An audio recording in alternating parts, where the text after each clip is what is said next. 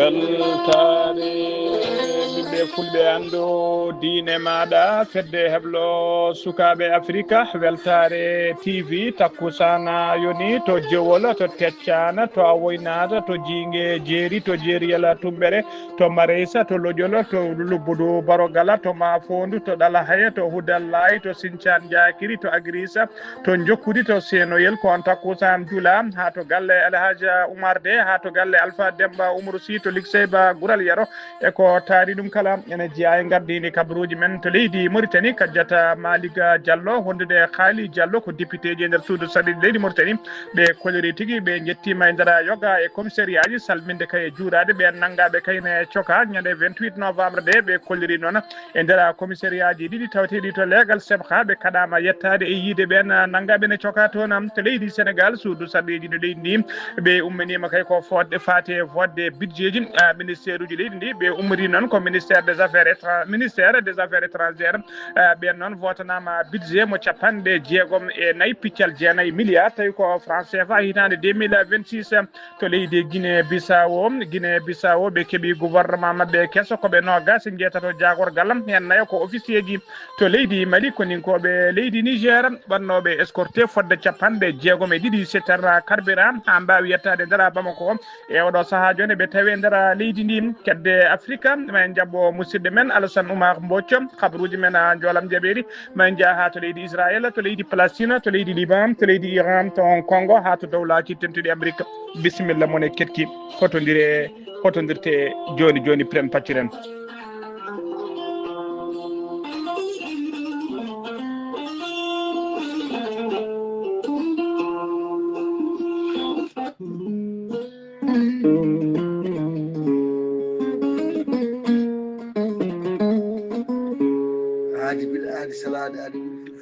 salade aadi ɓuuri firtude aadi ceerno Amadou Tidiane Diallo gorko mo melga wuuro jinneje wi ko firtata aadi mo aadodiri e hettiyankoɓe jeyde weltare ɓiɓɓe fulɓe andu diine maɗa weltare TV ceerno Amadou Tidiane Diallo ko wittiyanke leɗɗe ko safriyanke safaruji fina tawa gandu binde laaɓaɗo leɗɗe jatindo ɓalawal e danwal kala ceerno Amadou Tidiane Diallo Allah luɓirimo gandal dendagal rafiiji ɗi mbawɗa wondude so tawi oɗon maldana ko balɗe tati mbiya alhamdulillah rabbil alamina ceerno Amadou Tidiane Diallo ne yawra wonduɓe koyɗe musoje koyɗe ɓuutoje ɓalli koyɗe guloje ɓalli ƴakkuji ɓalli ɓuutoji e keeceje musoje kala ceerno Amadou Tidiane Diallo ne yawra ɓe rewɓe wonduɓe kista fibrom dogam sita rewɓe ronkuɓe sowade rewɓe dartoraɓe e rewɓe ustaraɓe ndewago kala ceerno Amadou Tidiane Diallo ne yawra ɓen wonɓe fiɗaɓe wonduɓe prostate ustaraɓe gorago yawɓe yitade koye men e jippiɓe e leecce kala ceerno Amadou Tidiane Diallo ne yawrane on gonduɗo estomac e nder wittoji makko estomac ma no fotirno kala e nder balɗe tati mbatta ñamde e yarde kala ko kaajeɗa ceerno Amadou Tidiane Diallo gorko mo melga wuuro jinneji hewɓe noddi mbaɗi audioji mbaɗi vocal uji kolori tigui guila jokkodiri e makko ɓe hen wannoɓe paralysé batti yaade haajuji men ɓe jippinoɓe leecce oɗo saaha joni ngabbiti ɓen ustornoɓe ndewago ustornoɓe gorago kala batti yitade koye men hano ha nettani ceerno Amadou Tidiane Diallo ne yawrata ɓen ƴewɓe embauche ƴewɓe visa ji ƴewɓe kayitaji ɓe arsugaji men kippi wenduɓe korte weddaɓe korte wonduɓe dabaruji kala gorko mo melga wuuro jinneji sa yiiɗi hebde ɗo ko ɓuuri yajde jokkodirta koye makko e numéro makko téléphone kadi ko numéro appel e WhatsApp kala tawateɗo to leydi France to Paris mbatta ko 00 336 04 04 66 27 ceerno Amadou Tidiane Diallo base makko ne tawe to Dakar en tawi ɗon minni ko ne wiye Abdoulaye Diallo numéro mum 77 714 94 15 gorko mo melga wuuro jinneji base makko ne tawe to Dakar ha to Rosso Mauritanie kala en tawi ɗon sehil makko ɓinene makko ne wiye ceerno Amadou Dia gorko mo leeraɓe numéro mbatta ko 77 537 79 28 ceerno Amadou Tidiane Diallo base makko ne tawe to Nouakchott en tawi ɗon ɓiyi ko jokkodirta e mum numéro mbatta ko 46 94 21 91 ceerno Amadou Tidiane Diallo ko labɗo reedu ceerno Amadou Tidiane ko mallaɗo huune ceerno Amadou Tidiane Diallo ko newiɗo sanne sanne mbadden dando faade makko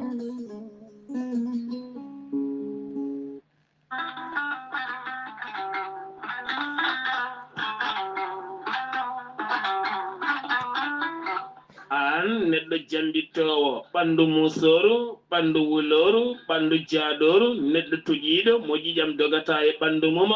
joguiɗo AVC jogui cardiaque jokkodire gorel te joni joni mbiya alhamdulillah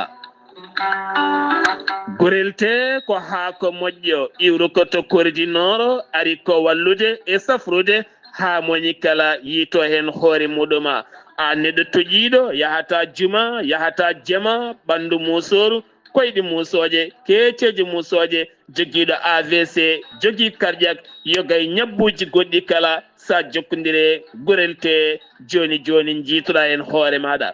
gurel te ko haako moƴƴo iwru ko to koridinoro ala rewam ala effet a yittat ko jamireɗa mbaɗa hen aɗa yara aɗa yiito cellal ɓandu maɗa sa yiɗi jokkodirde e gorel te jahata koto site mabɓe internet a mbaɗa www.gorelte.com ma janggan hoore maɗa kala ko gorel te safrata kala so tawi ko tonggode gorel te jiɗɗa hebde gonɗa koto leydi Mali Bamako jokkodirta koye Amadou Tidiane Keneme o tawete koto Badara Bogo mbatta ko 00 223 78 11 09 39 walla so tawi gonɗa koto ñorodi Sahela jokkodirta koye Dawouda Sare mbatta ko 00 223 72 68 11 54 so tawi gonɗa koto Dakar to an jokkodirta koye Baba Seka mbatta ko 77 882 71 02 so tawi noon gonɗa koto Zambie jokkodirta koye Abdoussalam Ba to Kittoya mbatta ko 00 260 07 62 00 93 83 so tawi gonɗa koto leydi France jokkodirta koye Haruna Ngayda mbatta ko 06 50 99 64 43 so tawi koto États-Unis d'Amérique gonɗa jokkodirta koye Abou Sow Kawral Fouta Business plus 1 34 77 01 56 77 musidɓe tedduɓe gorel te ko safara ɓolo tan woni muɗuma ayo bela yoro mi dañi bela mi hirnama bela yoro mi joftay bela ayo bela yoro mi dañi bela docteur Djiby Sow wittiyanke safriyanke mo jomiraɗo rokki sellinde o saaha mo gonɗen docteur Djiby Sow taweteɗo ɗon ɗo cuuɗi meɗen Kidira ko neɗɗo cafrowo yogay ñabbuji cuuɗotoɗi e nder ɓalli kala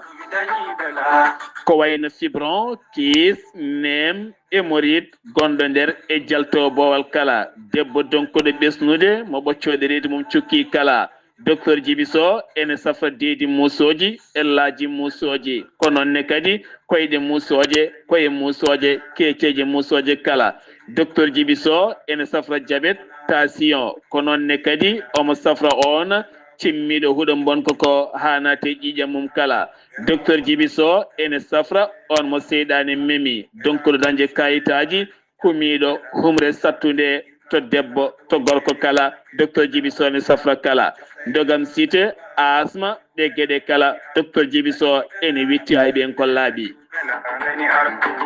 sa yiɗi hebde hen ko laaɓi jokkodirta koye docteur Djiby Sow safriyanke wittiyanke mo Allah rokki sellinde o saaha mo gonɗen taweteɗo ɗon nde cuuɗi meɗen Kidira ɗo henna sa yiɗi hebde tonggode docteur Djiby Sow mbatta ko 00 221 77 244 92 81 walla mbaɗa tonggode leydi Mali ene waɗi WhatsApp 00 223 70 85 72 47 musidɓe tedduɓe docteur Djiby Sow ene nawdi leɗɗe e bindol kala muɗum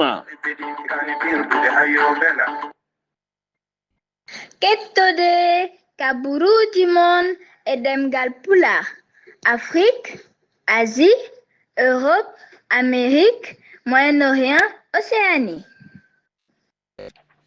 jam ñalle moon musidɓe tedduɓe eɗen goni e dewo cabantati lewru jolal hitande ujunnaji ɗiɗi e nogas e joyya habaruji moon e ɗemgal pular e sawtaye ko musidɗo moon seydi moon Ghali Abouba to karallagal ha mbawon yiide en to banggue nate e ɓosoje ko mini men sehil men Saydou Abouba habaruji men e ɗemgal pular ko to leydi Mauritanie puɗɗoɗen to leydi Mauritanie daira biteɗo Ansara Dine e gardugol ceerno Boubacar Gaye ɓe mbaɗi erago faade dendagal julɓe kala dendagal ummal islam tawteɓe nder nakcot lamargo gendi ndi e tawteɓe nder leydi he kala ha e caggal leydi kala ɓe bisma kay e takkusan ceerno Hamdou Rabbi moɓe kewi yuɓɓinde kala hitande hikka o noon takkusan o yuɓɓinte ko ñande 13 lewru décembre daraton ɗo to PK 7 sara école biteɗo école Bilali mo PK 7 waɗani galle ceerno Boubacar Gaye ɗum noon fuɗɗoto ko sanga 16h kala noon jiɗɗo ɗo ko ɓuuri labde kay jokkodirta koye kanko gardiɗo gardiɗo dayiro o hono ceerno Boubacar Gaye numéro makko mbatta ko 46 54 54 20 ha joni ko leydi Mauritanie keddoɗen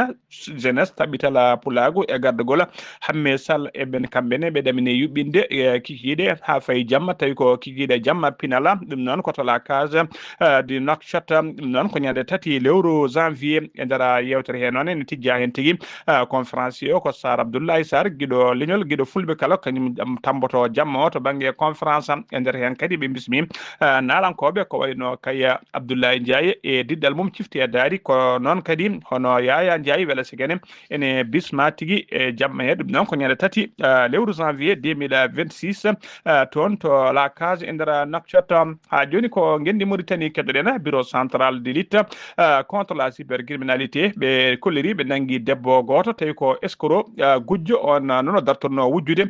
koye nder bijouterie uji woni tigui to kanŋeji cakkaji e oruji to kewi yeyede e nder Nouakchott nden ɓe nanguimo noon ɓe tawe makko bijuji kewɗi tawi ko cakkaji kewɗi e chaine uji gujjonoɗi kay ɓe tawe makko police o holliri noon o waɗama déféré e oɗo saaha joni ko gendi Mauritanie keɗoɗen insaf ko landa laamu ka ɓe kolliri ardiɓe landaka joɗinoma batu men ñande aljuma ɓennuɗo o to siége central landaka onno Mujibou Batu ngu noon ko heblanade kay ko heblanade ko fati jillu hoorejo leydi ndi ɗamini wadde toon to région biteɗo Trizémour jillu ngu noon foti tigui wadde ko ñande talata ɗiɗi lewru décembre 2025 mo ɗeno ɗamini fuɗɗade nguɗona jillu e nder région de biteɗo Trizémour ɗum noon ko caggal kayde hoorejo leydi ndi fuddurno jillu mum toon to hoddela chargin jillu makko ɗiɗaɓo noon o fayi ko Trizémour mawo jillu noon dendagal région ngaji tawateɗi e nder leydi he kala gardiɗo landa ka noon hono biteɗo Sidi Ahmed Wula Mohamed kañum ardi landa insaf e kañum e hewɓe tawi kay ko yilirde landa ka woni tambiɓe landa ka ɓe mbawi joddade e nguno batu tawi kadi ɓe bismi hen cadre uji wondude ɓen wiyeteɓe les élus guila e maire uji ha e député ji Trizémour raɓe tawteɓe nder Nouakchott foof noon koye mbadi heblanade kay ko fati e nguɗon jillu kanko gardiɗo landa ka noon biteɗo Wul Mohamed o erima dendagal Trizémour naɓe dendagal cadre uji ɗi kala nde ɓe daratono doole mabɓe ponno kay ɓe mbawa jaɓɓade hooreji ndi kala jaɓɓugal kay no hooreji ɗi foti jaɓɓorede saabu jillu ngu noon koɓe kolliri ko jillu hewgu fayida no fewi saabu e nder jillu he ma wat toon inauguré e lancement projet ji kewɗi no fewi tawi ko ɓamtoji ƴellitoji région de Trizémour ha joni ko leydi Mauritanie keddoɗen ñande alarba ɓennuɗo gouverneur banque centrale de Mauritanie woni gouverneur banque biteɗo BCM biteɗo Mohamed Lemine Wula Dehibi o ardinoma cérémonie on cérémonie noon ko inauguration woni uddida gol siège kesso tawi ko banque biteɗo BFI e nder Nouakchott tawtorede kay joom galluji kewɗi no fewi wondude diplomate uji kay tawi ko gollotoɓe e nder leydi Mauritanie siège o noon tawe to commune mo Tafrak Zeyna e nder Nouakchott hono maire commune Tafrak Zeyna o biteɗo Taleb Wula Mahjouba o holliri weltare makko mawde no fewi ko ɗo siège kay a fa e nder commune makko saabu kay o holliri ko ɗum fayida no fewi wonande commune o ma ƴellide commune o to banggueji fannuji kewɗi no fewi o holliri hen weltare makko mawde no fewi siftinde on noon BFI ko banque islamique o tafa kay ko guila hitade ujunnaje ɗiɗi e sappo ɗiɗi woni guila 2012 ko leydi Mauritanie ha joni keddoɗen Sidi Mohamed Wula Vayda ko ancien officier supérieur jofaɗo feɗeno kay ɗiɗo duuɓi kala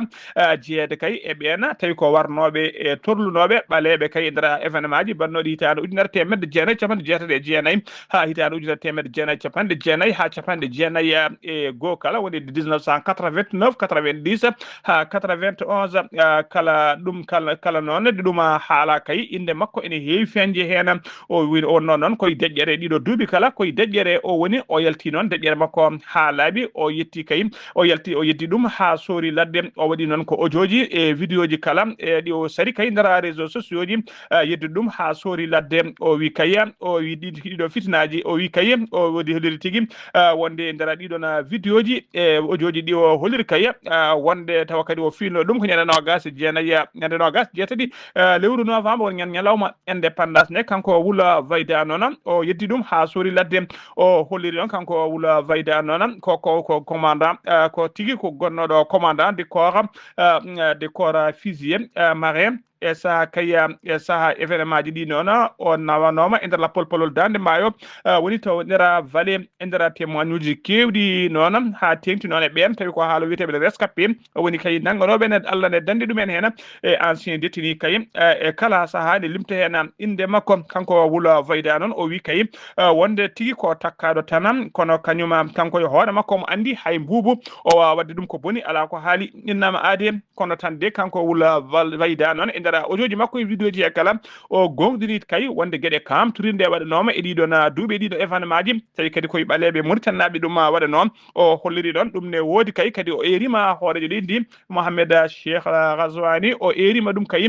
nde oɗo dossier tigui udditte beele tigui ko wiyete passif immunitaire nde dossier udditte lelawal waɗe hen justice waɗe hen beele tigui ene ande hol wannoɓe ɗum e holɓe mbaɗat ɗum o holliri kadi ko ɗum tan e oɗo saaha joni wawata tigui ittude leydi ndi e gonka leydi ndi woni beele leydi ndi ne wawa yarude yeeso ko erago noon ngoɗon erago noon koko fati tigui koko wiyete vérité e clarification woni tigui yo gonga e laɓɓine ha laaɓa ko ɗum woni kanko ko Wula Vayda yiiɗi noon holliri tigui wonde kaye ɓe kolliri noon ɗum ɗo noon kay ɗiɗo audioji ko taɓal manggal no fewi ko fati oɗon dossier biteɗo passif humanitaire saabu kay fodde kene ɓuura joni duuɓi capanɗe tati pelle tawi ko pelle weef woni ɓe tigui ɓorɓe mumen mbara e orphelin woni ɓe sukaɓe ɓe jinnaɓe mumen mbar noon e ɓen babiraɓe ɓe sukaɓe mumen ɓesguji men mbarno ɓen kala nana daari wondude pelle tawi ko pelle darniɓe haqqe innama de kala saaha kayne goyto ala tagui koɓe namdi so wona tigui yo justice e lumiére yo waɗe e ɗiɗon événement ji beele wannoɓe ɗum ɓene gande ndewne lawol gonga ande to heedi ha joni ko leydi Mauritanie keddoɗen honorable député Haali Mamadou Diallo wondude honorable député hono Kadiata Malick Diallo ɓe kolliri tigui wonde ɓe jettinoma e nder commissariat ji de police ƴeewoyde kay nangganoɓe ene ndumba e ɗiɗo commissariat guel ñande nogas jeetati lewru novembre gonɗe ɗo joɗal gonɗe ɗum tawi ko nangganoɓe e saaha seppoji tawi ko jeeyaɓe pelle taw ko pelle ɓen veuve uji woni ɓe worɓe ɓe mbarno e orphelin ji sukaɓe ala yettimaɓe ɓe babiraɓe mumen mbarno tawi koye événement ji bannoɗo hitande ujunere temedde jeenayyi capanɗe jeetati e jeenayyi ha hitande ujunere temedde jeenayyi capanɗe jeenayyi ha hitande ujunere temedde jeenayyi capanɗe jeenayyi e goho tawi kadi ɓen kala hitande e kala ñande 28 novembre ene kolliri tigui wonde oɗo ñalawma ko ñalawma sunare wona ñalawma beelam wonande ɗumen hollirde beelam hollirde sunare mabɓe noon ɓe teɓanoma eɓena nangga e nder coka e nder commissariat ji hen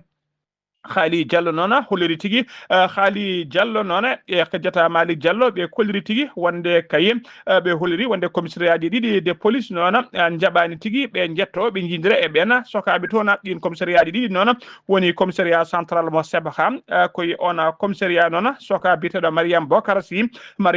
Sy noon ko barannoɗo bamum kadi bandi ko gorko ne warano e nder ɗiɗon événement ji commissariat ɗiɗaɓo noon ko commissariat Sebha commissariat 2 mo Sebha koye nder on commissariat tigui Dumba sagataɓe ɗiɗo rewɓe ɓen goni biteɗo Jamila e goɗɗo no wiye Hawa Diallo e nder ɓen ɗiɗo sokaɓe rewɓe hen goto ni teskama ko mineur woni ko suka tokoso mo yantani tigui dumbede e nder ɗiɗon kasoji kanko Haali Diallo noon e Kadiata Malick Diallo ɓe kolliri tigui wonde commissariat central o ɓen mbiɓe kay ko hay goto ala nanggaɗo e 28 novembre uddaɗo toon ɓe kolliri no ete hono banuma gorko Mariame Sy ene ɓoyani tigui arino ɗon ƴetti tigui bolluji gaddinoɗi bottari wonande banum gorko cokonoɗo toon to commissariat de Sebha noon chef de poste onon wi ko kañum de wawa ɗaccude ɓe naata yidirde ɓen uddaɓe toon so wona kay heeɓi yamirore ummorade e chef mum woni commissaire o kanko Haali Diallo noon on namdi kay e namdi kay ko holko saabi dendagal commissariat ji to yimɓe ɓe nanga kala soɓe gaari eɓe ɗacce ɓe jiiya ɓe nangaɓe kono holko saabi ɗiɗo commissariat ji ɗiɗi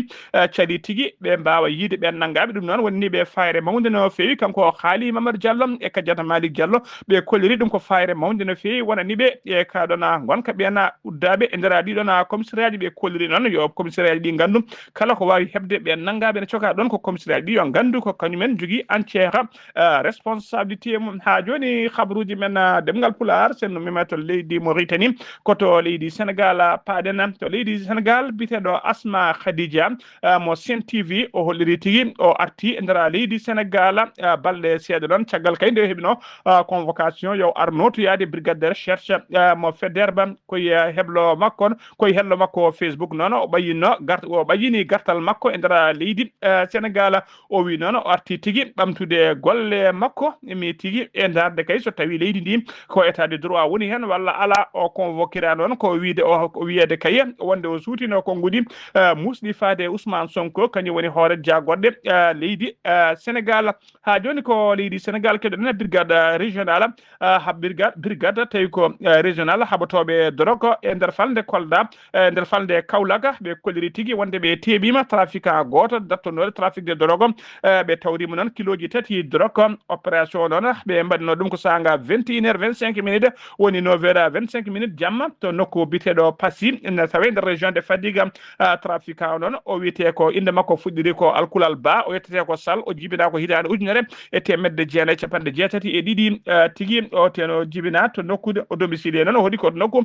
biteɗo Passy enquête o noon nana jokki e makko ha joni ko leydi Sénégal keɗoɗen jeen ha to falde Sédhiou accident de circulation waɗi e dow lawol ummade Sédhiou faade Carrefour 22 accident noon ko hakkude moto Jakarta wondude tigui accident moto Jakarta wondude motoji baɗoji ponoje tati ɗi on accident noon waɗi tigui ko hakkude wuuro witengo Jende e wuuro witengo bloc village ɗina motoji ɗiɗi noon ɗiɗi motoji ɗiɗi mbawi tigui pelɓodirde hen Jakarta o noon ina jolluno client goto on client mo jolloɗo Jakarta barmi hen barmande musɗi no fewi o nawama to suudu safi al hôpital régional mo Sédhiou sofreɓe motoji ɗiɗi ɓe foof noon Allah dandi ɗum enen ɓe mayani ɓe gañaki hen ha joni ko leydi Sénégal keɗoɗen hono no mbiruɗen gardidi kabaruji men député ji Sénégal mbaɗi tigui examiné ɓe mbaɗi adopté aset hanki o aset hanki kiyiɗe fayi jamma tawi ko projet de budget 2026 faade jagolgal kalfinade ko fate intégration africaine des africains des affaires étrangères et des sénégalais de l'extérieur budget o noon ko ɓuttuno fewi saabu kay ɓe ciifinima ɓe gotinima kay budget makko ko capanɗe jeegom e nayyi piccal jeenayyi milliard woni capanɗe jeegom e nayyi milliard ene fawi temedde ene fayi million ngaji jeenayyi fayi million ngaji jeenayyi tawi ko franc CFA ɗum noon ene qime ha 1% e budget général leydi ndi saabu budget général état mo Sénégal ene qime ha 7 milliards ha 7177 milliards en 2026 oɗon ɗeɗon capanɗe jeegom e nayyi piccal jeenayyi milliard mo budget affaire étrangère suɓano wotana kay ko ni feccori hen 61% ene qime ha capantati e jeenayyi piccal 5 milliard fati koye coopération bilatéral so tawi ko 17% ɗum noon ko 11,2 milliards fati koye pilotage de gestion administrative so tawi ko 18% e budget hen ene qime ha 11,5 milliards ɗum noon fayi koye gestion des affaires consulaire so tawi ko 4% e budget hen e qime ha ɗiɗi piccal jeegom milliard ɗum noon fayi koye promotion des sénégalais de l'extérieur vote budget noon ministère des affaires étrangères e holliri tigui wonde fuɗɗima vote uji budget ji dendagal ministère uji ɗi tawi ko budget ji mabɓe hitande 2026 ha joni ko leydi Sénégal keɗoɗen ko fati e campagne kesso kay jeygol guerte e nder leydi he l'état du Sénégal woni laamu leydi Sénégal ha joni heddi koye coggu kay taji kala kilo yo yeeye 305 francs CFA hono prix kay hono prix taƴanoɗo hitande rawane de ko on prix tan ɓe keddi ko jagolgal noon kala fenade ko fati e ndema e negol jawdi biteɗo Mahbouba Diagne kañum ɓayini kabaru o e nder jonde jagode sakkitinde joɗade ngene no gasi jeego ma lewru novembre 2025 habruji men demgal pular sen mima toon to leydi Sénégal paaden koto leydi Guinée Bissau laamu militaire jogiiɓe kaya e oɗo saaha joni gardigo leydi ndi ɓe kolliri gila aseta hanki o wonde ɓe keeɓi gouvernement kesso woni jagorde kesso gouvernement o kesso noon ɓe kolliri koɓe nogas jeetato jagorgal woni 21 ministre ko ɓuuri hewde hen noon ko jamureɓe woni civil en gouvernement o noon suuɓa ko balɗe 4 kay caggal nde ɓe polluno Umaru Sisoko mbaalo ɗum noon wonno ko gila kay wonno ko gila ñande nogas e tati lewru novembre ko nen ɓe pollunomo e laamu oɗo gouvernement noon ine tawe hen officier ji 5 ko wayno kay général de brigade biteɗo Mamma Saliou Embalo on noon onoma ko jagogal kalfinade ko fate gueɗe nder leydi e jaccingol laamu woni ministre de l'intérieur tawi ko général biteɗo général Steve Lassana Mansali on nomama ministre de la défense nationale so e nder gouvernement he kadi rewɓe e nder gouvernement he kadi rewɓe nayo ene tawe hen e nder oɗo gouvernement kanko hono biteɗo Umaru Sisoko mbalo ɗon ko caggal kay nde nulduno avion adda toon to Dakar ɓooyani tigui ɓe ɗum waɗi dille seeɗa ko ɗon tigui o muti toon tawi ko ya bismango sehil makko Denis Sassou Nguesso hoorejo leydi Congo Brazzaville kañum neldimo lanandiwa ko aranimo ɗon to Dakar e oɗo saaha joni Umaru Sisoko mbalo ene tawe toon to Brazzaville lamorgo Congo kanko noon so tawi noon ko biteɗo Dominico Simone Pereira on ko gardiɗo landa tawi ko landa mawkata fewi hewka doole nder leydi he landa wiyete ko PAIGC nana nanga ina soka ete jeeno ko ni hay candidat ji ɗaɓɓannoɓe ko ƴaftodiranoɓe ko fati e lefol laamu so tawi ko ɗon biteɗo Fernando Diaz on noon ko ɗaftodiraɗo ɗo Umaru Sisoko Mbalo kollirowo kay ko kañum heeɓi polgu mo yimɓe foof kolliri wonde ko kañuma heeɓi polgu on noon nana suuri holliri tigui waɗi haalande mum wonde ne tawe nder leydi he ene woni kadi e jaam e kisal ene woni en sécurité gila hanki noon siège uji kewɗi taw ko ɗiɗon landaji siège uji landaji dawrugol gila hanki noon teskama tigui ko militaire uji kañum kandi ndeni ɗiɗon siège uji hay goto yettako e nder majji ha joni habaruji men demgal pular sennumima to Guinée Bissau koto leydi Mali paadena dadiɓe leydi Mali tawi ko dadiɓe e hewɓe no fewi dadiɓe noon tawi ko dadiɓe jeeyaɓe catala bitegal alliance des états du Sahel tawi ko dadiɓe hewɓe no fewi koɓe 5 bataillon dadiɓe leydi Niger tawi ko escortenoɓe fodde 6 citerne carburant ɓe escorteno ɗum ko tuggi Niger ha naati nder leydi Mali ɓen dadiɓe kala teskamen tawe nder Bamako lamorgo leydi ɗi ɓe escortino ɗon ko ɗiɗon citernaji ɓe escorti ɗon fodde ujunere temedde 4 kilométre juutendi woni kay tuggi ñaame lamorgo ha yetti lamorgo leydi Niger ha yetti Bamako lamorgo leydi Mali ko ujunere temedde 4 kilométre ɓe mbawino escortude noon ɗin 62 citerne gasoil haɗi mbawi yettade dow e jaam e nder leydi he goto ɗiɗon officier ji noon tawi ko Niger naɓe wannoɓe escorté ɗiɗon oɗon tigui oɗon carburant o holliri tigui wonde mission mom mbaɗi o ko double mission woni mission o tigui ne waɗi jiyande ɗiɗi hen yesso woto noon tigui saabu kay ko andindeɓe wonde oɗo saaha joni ɓe tawa nder leydi Mali naddeɓe nder leydi Mali e walludeɓe leydi Mali ko andindeɓe kay koye nder leydi mabɓe ha joni ɓe goni saabu leydi Mali e leydi Niger ko leydi gotirdi mission goɗɗo o noon ko andinde kay yimɓeɓe foof e oɗo saaha joni wonde alliance des états du Sahel wonde ɗo leyɗe tati renduɓe kay ndeɗo fedde wonde kay kala hen leydi hemdi caɗele ko leydi gonɗiɗi jogui ɗum kala hen leydi kadi ma wallu leydi keddiɗi ha wawa yitade hoore mum hano hannirta ni ha joni ko leydi Mali keɗoɗen l'état major général de l'armée mo leydi Mali ɓe mbayini communiqué mabɓe hollirde kay wonde ko ninkoɓe wi hinde fama woni forces armées malienne ɓe mbaɗino opération pattama libijo ñande aljuma nogas jeetati lewru novembre ndu gonɗen ndu ɓe toɓuno ɗon ko ɓeena witeɓe terroriste en wonnoɓe kay en groupe sara wuuro witego Sunga Marka waɗɗade jeeni ene tawe nder région de Mopti ɓe kolliri noon ɓe joore mabɓe pettoje e bomboje ɓe mbari tigui wat boniɓe hewɓe no fewi ko noon kadi ɓe mbarmini hewɓe no fewi ɓe kolliri on opération rewi lawol hano hannirta ni hano ɓe jiiɗirno ni ha joni habaruji men demgal pulara kedde Afrique jabboɗen ko musidɗo men sehil men Alassane Oumar Mbodj gorko mo Sarr Ndogo Alassane Oumar Mbodj a salminama. en calmitima gali abouban calmini dendagal hettiyankoɓe a yawu tv kaɓuri min ɓurtimtude e dongde afrique ñalawma hande o puɗɗoride gambi toon dey ene wayno ko goto e ɓen tumanoɓe kay e warugo ngo taw kadi ko deyda haydara ɗum tan correspondant ex correspondant taw ko afp toon to gambi baraɗo guila ujunaji 2 ko on tigui tumanoɗo heno jagga ñande aset nogas e jeenayyi lewru jolal ujunaji ɗiɗi nogas e total leydi hono sénégal ɗum noon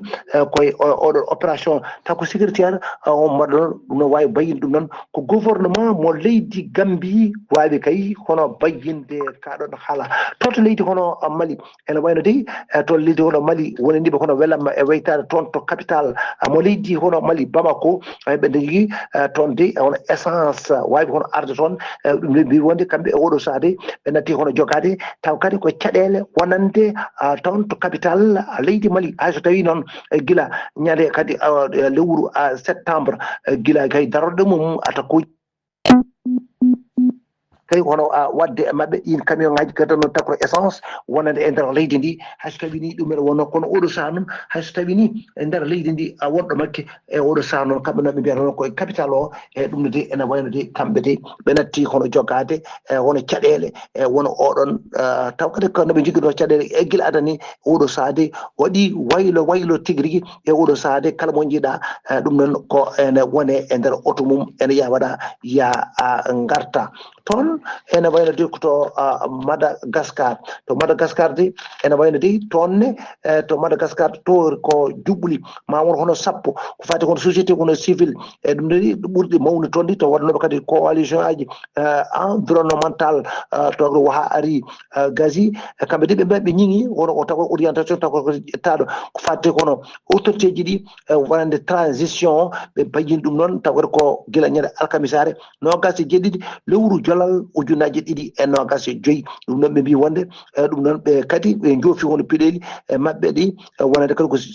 ɗum ɗon ɗum ɗo deyi han kadi ko wayni ko ɓe mbi ami jogui on kulhuli no fewi ko wonande dey taw ko oɗo taw ko aduna mo mbiya won taw oɗo gouvernance taw ko moɓe mbayyini taw ko e nder manifestation ngaji mabɓe ɗiɓe mbanno toon ɗi taw kadi ko wawi kadi taw kadi ko ɗowde ɗum taw ha waɗi taw kadi ko jangol taw ko andiri taw kadi rawo e lina e ɗum noon hande ko ɗo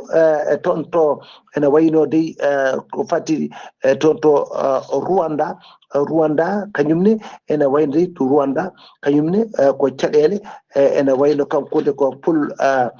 Kagame kanko de o arti hen o wawi waɗor conférence makko de presse wonande kay ñande alkamisare no gasi jeeɗiɗi jolal ujunaji 225 wadde conférence de presse e gam artude e nandiral tifnogal ko fate hono deƴal to Washington kañum e Doha wonande kadi e nder kadi ko fatti kadi FDLR wonande kadi taw kadi ko caɗele AFC moɓe M23 ɗum noon ko fatti kadi e uddirgol taw ko aéroport mo Goma o ɗum noon gom ko ɗum woni dey ko wawi kono taw kadi ko bayyinde toon to ene wayno dey to taw kadi koto toon to ene wayno tawi ko to Guinée Bissau de kañumne toon caggal kay e pullugol mabɓe taw kadi ko hono ko fatti kadi armée o gila nogas e jeegom taw kadi ko lewru taw kadi ko jolal ujunaji 2 e nogas e joyyi ɗum noon ɗum de wonno toon kanko noon ene wayno dey ɓe mbawi kadi e wiide wonande kadi toon to Guinée to ene wayno dey e oɗo saha ene waɗi oɗo saha ɓe mbawi kono nomde toon to on biyata taw ko Ilio taw ko te Vieira e ɗum noon taw ko wawi ko nome taw poste premier kono ministre kono gardiɗo wono jagorɗe ene wayno dey gurdam ɗam fuɗɗima kay artu toon wonande kay noon hono ministre ɓe noon ɓe ƴetti kadi taw kadi ko hono laamu ngu to Guinée Bissau ɓe mbawi kadi o wadde kadi bayyina ko ñande aljuma nogas e jeetati lewru jolal ujunaji 225 no mbiɗo ni e wawde toɗɗade taw kadi ko on gartotoɗo taw kadi ko jagorɗo mabɓe taw kadi ko on kadi wawi kadi hono ittude laamu ngu e oɗo Oumar Sissoko ambulo e jappere nde ɗum noon ene wayno nden haalni ɗum ni e kabaruji ma ɗi taw kadi ko hanki to Guinée bita o toon ko e wayno joɗorde ɓurɗe kewde kadi e lande landaji kono politique ɗi ndeyi mbawi hono waɗe toon ko wiyete taw kadi ko aso ko wonande kadi e ñalawma ñande aset nogas e jeenayyi lewru jonal ujunnaje ɗe nogas e joyyi ɗum noon ko ɓen worɓe daɗiɓe ngari toon ɗum noon ko landaji kadi teskaɗi no feewi ɗum noon ko wayno PAIGC en ko nande kono PRS en ɗum noon ko parti taw kadi ko candidat taw kadi ko Fernando ano Diaz taw kadi ko ɗiɗo foof mbawi kadi ko noon kadi taw kadi ko visede wonande noon cadre uji landaji ɗi mbawi kadi bayinde ɗoyi wiide wonde kadi ɓe mbawi kadi ittu toon gueɗe mabɓe taw ko mabɓe no feewi e wawde kadi takkudeɓe wonɗen gueɗe koɓe mbaɗani ɗum noon hani e oɗo saaha worɓe ɓe ko dadiɓe ɓe nana goni kadi e nder yeeso kadi taw kadi ko joɗɗonde PAIGC ɗum noon ko ɗum de kewno toon to Guinée wono Bissau ɗum noon ko ɗum tigui woni toon Ghali Abouba ko ɗum ɗo tungguɗen habaruji men e dongude Afrique e ñalawma hande o taw wonno koye dade musidɗo ɗomon Alassane Oumar Bocci gorko mo Sandogo ngam weltare Ayawo TV. Alassane Oumar Mbodj gorko mo Sarandogo golle ma jooɗi peewi ko an uddi kabaruji men e nder dongre Afrique takkusan juulama ha to galle ceerno Amadou Tidiane Alpha Mamadou Siley Ba to Moderne ha to galle makko Sama Sa ko on takkusan juula ha to galle ceerno Abdourahmane Dia to PK8 Nouakchott ko on takkusan juula ha to galle ceerno Ndiaye Baro to Hayrana Nouadhibou lobbudu yurmede ko taari ɗum kala kabaruji men jolam jaɓiri ko to leydi Israël puɗɗoɗen aleta hande capantati lewru jolal hoore jagode leydi Israël hono Benyamin Netanyahu o betti yimɓe hewɓe ɓe no feewi so windudemo ɓatake noon faade hoorejo leydi Israël ñagade ko wiyete grâce présidentielle grâce présidentielle o ñaagui kay ko yo hoorejo leydi ndi biteɗo Isaac Herzog hoorejo leydi Israël mo hewɓe kay ganda mo hewɓe kewani nande inde mum o ñaagui ɗum noon ko nde waɗatamo ko wiyete grâce présidentielle woni nde yurmotomo yaafomo o wasa ñawede e oɗo saaha noon kanko Benyamin Netanyahu mo tawi tigui en plein procès ji e nder ɓatake he noon o wi kay so wonde so tawi o heeɓi on grâce présidentielle woni tigui so yurmama o yaafama o ɗaccama o wasama ñawede kay maɗum ittu kay maɗum ɓeydamo doole no fewi kay e ma ɓeydo doole makko kay o ɓeyda wawde darade sembeji makko ha wawa tigui ɓeydude rende leydi ndi jillide leydi Israël hano hannirti ma ɗum ustu kadi tension ngaji hakkude kay ma ɗum hakkude parti ji e nder leydi he ma ɗum waɗa kadi ko wiyete résilience nationale e oɗo saaha noon fodde kay ko famdi kala fodde 3 procédure woni tigui nana tuuma e makko ne fawa e dow hoore makko kanko Benyamin Netanyahu ha ɗo noon hay hen jugement goto taw soit taw yandinede kanko Benyamin Netanyahu noon o wi kay so tawi ñawore nde ittama e ñawoje ɗe ittama e dow hoore makko ma ɗum ɓeydu force makko kay ene tigui ɓeyde énergie makko e jokkude wawde rende leydi Israël ndi hoorejo leydi ndi noon hono Isaac Herzog e wi tigui wonde heeɓi ɓatake o ma janggo ɗum miijo yurnito ko adi kay ken adda jaabowol ha muɗum ha joni habaruji men jolam jaɓeri paɗen koto leydi ɗima Papa Léon 14 kañum woni gardiɗo diine Issa yankoɓe windere o yettima aleta hande capantati lewru jolal to Beyrouth lamorgo leydi ɗima ko jilluɗon ko 48 heures woni balɗe ɗi o ɗamini waɗi toon kanko Papa noon omo yara duuɓi capanɗe jeeɗiɗi ma o joddo noon e hoorejo leydi ndi honode hoore leydi ɗima biteɗo Joseph Aouna kikiɗe hande o maɓe mbaddu kadi mo caggal ɗum ma waɗ discours makko toon to palais présidentiel yesso gouvernement o e yesso diplomate uji kewɗi ma wat toon tigui ko fati e discours makko ha joni ko kabaruji men jolam jaɓeri koto Hong Kong paɗen cumu tawi ko cumu kulɓinigo bandogo e nder immeuble ji towdirɗe woni ko wiyete résidence uji mawɗi no fewi bannoɗi toon to Hong Kong bila ko maayi hen ne ɓeydo e kala ñalawma aleda hande o noon bila ko maayi hen ɓe jaara 150 e jeegom fuɗɗiɓe yitede wasɓe pittali men laamu ngu noon ene ɗamini kay ene huuli kadi ene ɗamni ma bila mayɓe o ma ɓeydo ɗo kay fayi yesso koto leydi Palestine paɗen to Gaza armée leydi Israël ɓe kolliri tigui wonde ɓe mbari toon yimɓe nayo tawi ko terroriste en e nder nokku wuuro wiyetego Rafa ɗum noon ɓe kolliri noon ɓe jalti koye nder ko wiyete gaska jiire woni tinera tawi on tinel noon tawete koto banggue koto Rafa to Raha to banggue worgo Gaza ɗum waɗi ko jamma hanki o koto leydi Iran paɗen ko famdi kala yimɓe nayo mbasi pittali men toon to leydi Iran ɗum ko aseta hanki o aseta hanki fay alede hande caggal kayde ɓe jarno ko wite dolo no woni ko wite alcool fermenté woni tigui sangaraji ɗi ɓe mbaɗata tawi fewnte ko fabrication local koko wayno gawri ñolne walla gueɗe goɗɗe ñolne ha wona dolo woni tigui ha wona sangara ko ɗum ɓe jarno caggal nde ɓe jari noon hollirama yimɓe kayya ɓe kolliri noon caggal nde ɓe jarno ɗuma waɗi tigui yimɓe nayo wasɓe hen pittali mumen yimɓe nayo mbasi hen pittali mumen ete ɗon dolo koko waɗa interdit e nder leydi he ɗum noon yimɓe joyo woɗɓe kadi nana tallo taw ko wonduɓe deedi musoji nana tallo nde jarno kay on sanga to banggue worgo walla to banggue worgo leydi ndi koto dowlaji tentuɗi Amérique udditen kabaruji men aseta hanki o ko fiyande fella to nokku biteɗo Stockholm woɗɗani wuro tawatengo e nder Californie to banggue hirnangue dowlaji tentuɗi Amérique ko famdi kala yimɓe nayo mbasi hen pittali mumen yimɓe sappo kadi waɗɓe mbarmi hen en keɓani noon ko ɓuuri ɗon labde so tawi en keeɓi ko ɓuuri ɗon labde ko fati nde ɗon fiyande ma en mbaw artude hen hano hannirni musidɓe tedduɓe ko weeli duumotako gasi ha laaɓi ceer ko ɗum ɗo wonno ko min tonga ɗon habaruji mon e ɗemgal Pulaar e sowte ko musidɗo moon sehil mon Haali Abouba to karallagal ha mbawon yiide en to banggue nete bo sodio ko Saydou Abouba so tawi ko robino Afrique Alassane Oumar Mbocca ñalawma janggo ma en ketto musidɗo men sehil men Sara Blay Sarr ketki malaki jaam yo jaam Allah jogomi jogo on